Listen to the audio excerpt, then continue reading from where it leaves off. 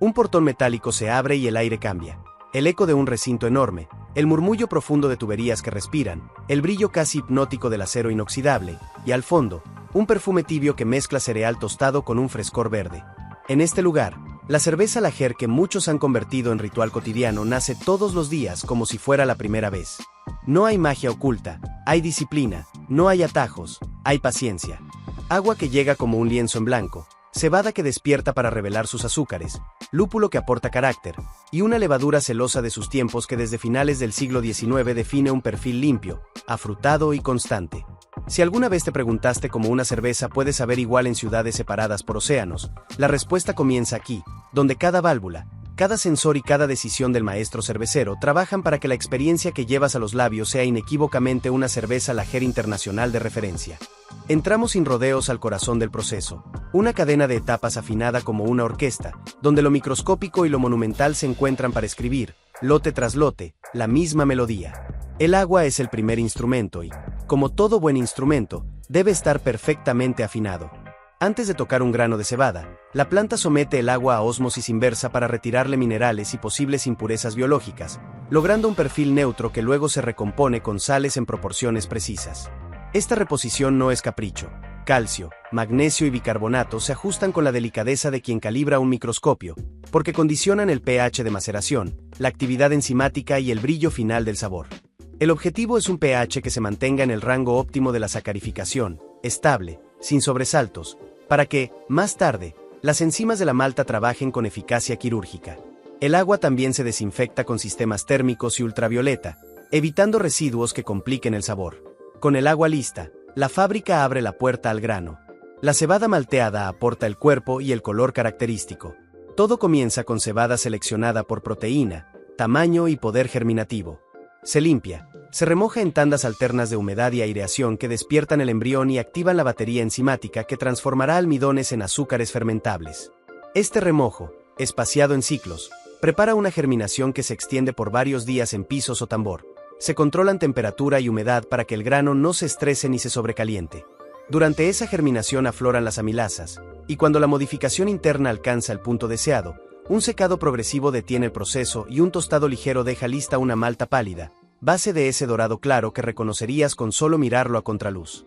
La malta se muele con precisión para obtener una grist, donde la cáscara queda lo bastante entera para funcionar como filtro natural y el endospermo se rompe en partículas que se hidratan y ceden sus componentes. Moler demasiado fino ahoga el filtrado, demasiado grueso desperdicia potencial. La fábrica evita esos extremos con calibres que se ajustan por fracciones, buscando consistencia lote tras lote. La maceración es el momento de las conversiones. La malta molida se mezcla con agua caliente en una cuba de maceración, formando un puré sedoso que, a temperaturas cercanas a los 62 a 65 grados Celsius, activa las amilasas para transformar el almidón en una mezcla de maltosa y destrinas. En esta danza térmica, descansos más bajos favorecen la atenuación y la sensación más seca, descansos algo más altos reservan cuerpo y espuma estable. El maestro cervecero decide el perfil según el objetivo, una lager limpia, refrescante, nítida. Se monitoriza el pH con mediciones continuas y, cuando la iodometría confirma que ya no quedan almidones sin convertir, se eleva la temperatura hasta alrededor de 78 grados Celsius para desactivar enzimas y licuar el puré, preparando el filtrado. Ningún paso es casual.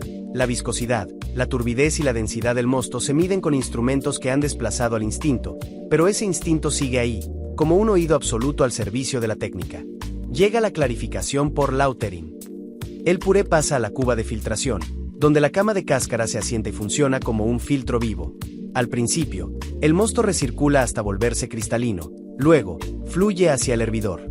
Para extraer los azúcares remanentes sin arrastrar taninos ásperos, se rocía agua caliente en una operación medida al milímetro, ni demasiado rápido para evitar compactar la cama, ni tan lento como para oxidar o diluir de más. El bagazo resultante no termina en un vertedero, se destina a alimentación animal o a proyectos de bioenergía dentro de la misma planta, cerrando un círculo que la industria cervecera ha perfeccionado con una mezcla de tradición y compromiso ambiental. El hervido del mosto cumple varias misiones simultáneas. Esteriliza, coagula proteínas en turbios calientes que luego se separan, evapora compuestos volátiles indeseados y sobre todo, es el escenario donde el lúpulo define su huella. Los conos o pellets de lúpulo, ricos en alfa-ácidos y aceites esenciales, se añaden en etapas. Las primeras adiciones, al inicio de un hervido que ronda los 90 minutos, Isomerizan los alfa-ácidos para construir el amargor limpio que equilibra la dulzura de la malta. Adiciones intermedias delinean sabor y las tardías. Cuando el hervor cede, protegen los aromas frescos que recuerdan a flor, especia o resina, según la variedad. El equilibrio no es una palabra abstracta. Se calcula con unidades de amargor que dialogan con la densidad del mosto como si se tratara de una proporción musical.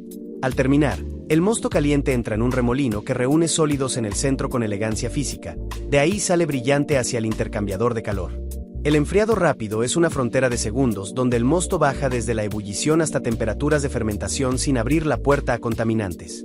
Un intercambiador de placas cede el calor al agua de proceso y, a cambio, entrega mosto frío y saturado de oxígeno disuelto. Para esta lager, el objetivo ronda los 8 a 10 grados Celsius, el terreno de confort de una levadura de fermentación baja. Aquí ocurre el gesto más pequeño y más decisivo, la inoculación. Una cepa pura, cultivada y cuidada como un patrimonio, entra en escena. Se trata de una levadura lager que, año tras año, se mantiene inmaculada mediante bancos y propagaciones internas, asegurando que el carácter frutal sutil y la limpieza del acabado sean reconocibles en cualquier lugar del mundo. Si la malta y el lúpulo son la partitura, la levadura es la intérprete que decide cada matiz. La fermentación primaria ocupa tanques cilíndrico-cónicos, o en algunas plantas históricas, grandes tanques horizontales que favorecen la sedimentación uniforme. Durante alrededor de 7 días, la levadura consume azúcares y libera alcohol y dióxido de carbono, modulando la producción de ésteres y alcoholes superiores con la temperatura controlada por sistemas de camisa y automatización que no se permiten ni un descuido. Se practica una aireación inicial exacta, ni más ni menos oxígeno del necesario para que la levadura se reproduzca con vigor y luego entre en su fase de trabajo más limpio. El dióxido de carbono que se genera se captura para reutilizarlo después en la gasificación, una práctica que reduce la huella de carbono y mejora la consistencia.